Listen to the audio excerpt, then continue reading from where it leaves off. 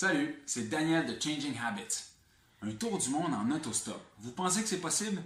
Retournons en arrière de quelques mois lors de mon séjour au Laos. J'ai alors été initié au concept d'autostop en effectuant le trajet Luang Prabang-Vang Vienne avec Sébastien, un super Chilien rencontré par hasard au bord du Mekong à Luang Prabang.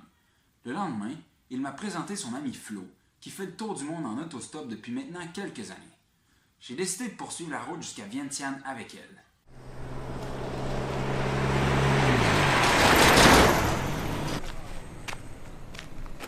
Comment ça se passe, Flo?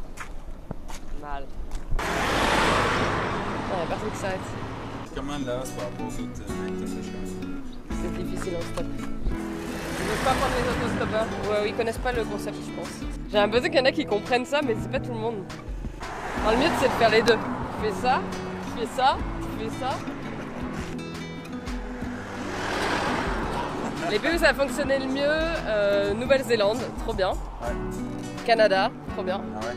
La Birmanie, c'est pas mal. En Amérique du Sud, l'Argentine aussi, c'est pas mal. Ça dépend vraiment par pays, quoi. Nous avons trouvé notre premier bon samaritain après 30 minutes d'attente. Un Laotien qui parlait assez bien français. Il nous a déposé à mi-chemin et cette fois, coup de chance, un couple ne parlant pas un mot d'anglais nous prend presque immédiatement pour la seconde moitié du trajet jusqu'à Vientiane. Excellent. Alors, on est en direct de Vientiane, au Laos, et puis j'ai rencontré Flo de France, en fait, et puis elle a un super projet qui s'appelle Le Monde sur le pouce. Donc moi, je fais le tour du monde en autostop. Ça fait 4 ans et demi que je suis partie de France. Donc je fais tout, autostop, bateau-stop. J'ai même fait de l'avion-stop. Et ma motivation, en fait, de faire le tour du monde en stop, c'est qu'à la base, j'avoue, c'était une raison économique. Ok. Parce que je voulais vraiment voyager sur du long terme. Donc en France, j'ai trouvé un voilier stop. Donc en fait, j'ai été équipière. Ils m'ont emmené gratuitement sur le bateau. En échange, je participais à la vie à bord, aux manœuvres, etc. Donc je suis arrivée en Brésil. Donc j'ai voyagé en Amérique du Sud, j'ai remonté Amérique centrale, Amérique du Nord. J'ai fait une boucle. De là, j'ai trouvé un autre bateau pour aller en Nouvelle-Zélande, un porte-conteneurs. Et ensuite, je suis allée en Australie et ensuite, je suis remontée l'Asie lentement. Ça faisait hyper longtemps que ça faisait plusieurs années que j'avais ce projet. Et en fait, je suis arrivée à un stade où en fait, j'avais davantage peur de pas me lancer.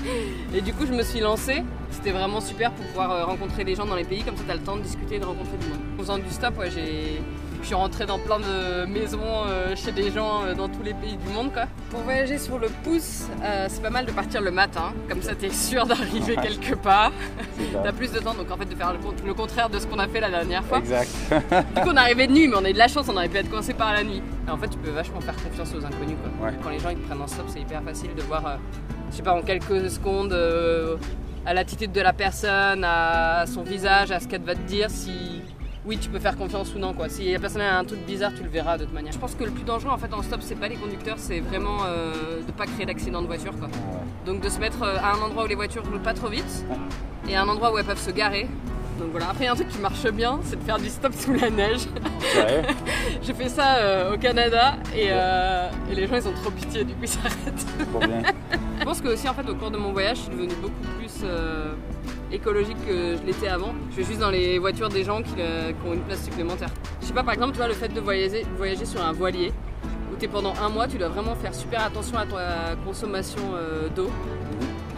Du coup, après, tu fais la vaisselle autrement en fait. Je pense que le stop, ça vaut vraiment le coup d'essayer au moins d'en faire ou d'être pris. Moi, de tous les gens que j'ai rencontrés qui ont déjà fait du stop, tout le monde a toujours trouvé ça génial, quoi.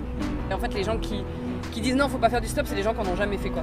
Donc voilà, du coup, j'encouragerais ces gens à soit faire du stop, soit prendre des autostoppeurs et de voir que en fait, c'est vachement sympa, quoi. Exact, exact. En plus d'être écologique et en plus d'être gratuit. C'est quoi les prochaines destinations pour toi? Alors là, je pars vers le Cambodge, le Vietnam, la Chine et après, je filerai vers le Moyen-Orient. Ok, trop bien. Ben, courage pour la suite. Merci. Trop cool.